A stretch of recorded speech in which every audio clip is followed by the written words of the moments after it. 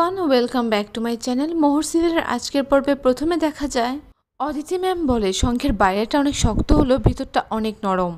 ACP sir তখন বলে, শঙ্খ কি আপনার সাথে কি মোহরের ভাব হয়ে গিয়েছে? শঙ্খ বলে, ভাবের কিছু নেই, তবে একটা প্ল্যান রয়েছে। তখন ঈশানদা বলে, প্ল্যান পরে, আগে এতদিন কোথায় ছিলেন সেটা বলুন। শঙ্খ বলে, বিয়ের অ্যারেঞ্জমেন্ট করতে গিয়েছিলাম। তখন তিতির বলে, বিয়ে কার সাথে? শঙ্খ বলে, চেয়েছিলাম অন্য কাউকে বিয়ে করতে, কিন্তু এখন বিয়েটা অন্য কাউকে করব কি করে? আপনার বোন তো আগে আমাকে মন্দিরে নিয়ে জোর করে বিয়ে করলো। একবার বিয়ের পর তো অন্য কাউকে আবার বিয়ে করা সম্ভব নয়। শঙ্খের এই কথা শুনে সবাই খুশি হয়ে যায়।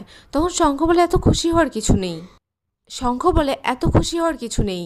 আমার সাথে যে মোহরের বিয়ে হচ্ছে সেটা মোহর জানবে না। মোহর জানবে শ্রেষ্ঠার সাথে আমার বিয়ে হচ্ছে। বাবা, তুমি মোহরের বাবা মার সাথে কথা বলো আর মোহরের বাবা মাকে নিয়ে আসো। আমি সবার আশীর্বাদ নিয়ে বিয়েটা করতে চাই। তবে আমি কিন্তু সবাইকে বলছি, মোহর কিন্তু কোনোভাবেই জানতে পারবে না মোহরের বিয়ে হচ্ছে আমার সাথে।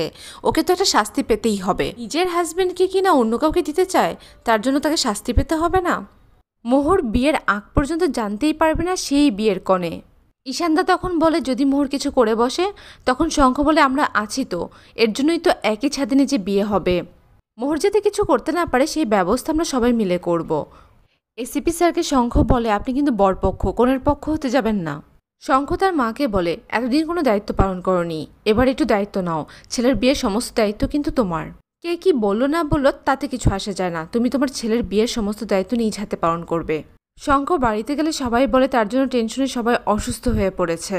শঙ্খ জেঠুমনির সাথে কথা বলতে চায়। এরপর দেখা যাবে শঙ্খ জেঠুমনিকে বলবে, জেঠুমনি তুমি কি ভেবেছিলে কিছুই জানবো না আমি সব জেনে গেছি। জেঠুমনি খানিকটা ভয় পেয়ে গেলেও শঙ্খ এখন কিছুই প্রকাশ করবে না, সব হবে বিয়ের দিন।